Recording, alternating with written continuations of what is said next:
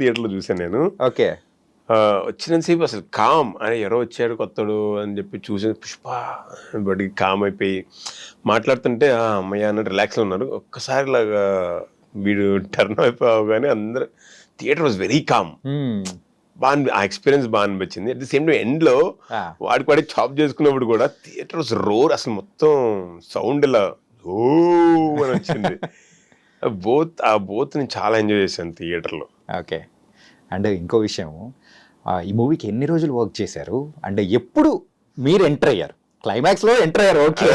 పుష్ప మూవీలోకి యాక్చువల్గా సెట్స్లోకి మీరు ఎప్పుడు ఎంటర్ అయ్యారు? మేబీ నేనే the last person to enter in Pushpa sets as a actor. అవునా? లాస్ట్ ఎన్ని రోజులు? ఒక 3-4 రోజులు వర్క్ చేశారా? అయ్యో 30-40 డేస్ చేసామండి. 40 డేస్ అప్రాక్సిమేట్లీ. 30-40 డేస్. ఏంటి ఆ ఫైట్ మీరు చూస్తే అది ఎలాంటి ఫైట్ అది. అసలు ఆ ఫైట్ చేస్తున్నప్పుడే నాకు ఆ వైబ్ అని ఎలా అనిపిస్తుంటే, ఈ ఫైట్ చూసేవాళ్ళు ఎవ్వరు కూడా సీట్ల మీద కూర్చోలేరు.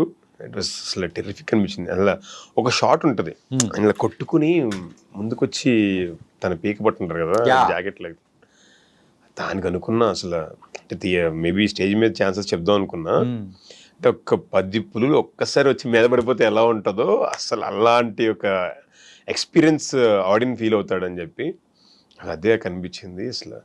అండ్ ఈచ్ అండ్ ఎవ్రీ షాట్కి అల్లు అర్జున్ గారి కష్టం, సుకుమార్ గారి brain, and also Navakanth master fight master అసలు ఎంత కష్టపడ్డారంటే చెప్పాలని లేదు. సో మీరు కనిపిస్తుంది మనకేదో మేబీ 3-4 మినిట్స్ ఉంటుందా ఫైట్, ఇంకెక్కువే ఉంటుంది, ఇంకెక్కువే ఉంటుంది, 5-6 మినిట్స్ దాకా ఉంటుంది.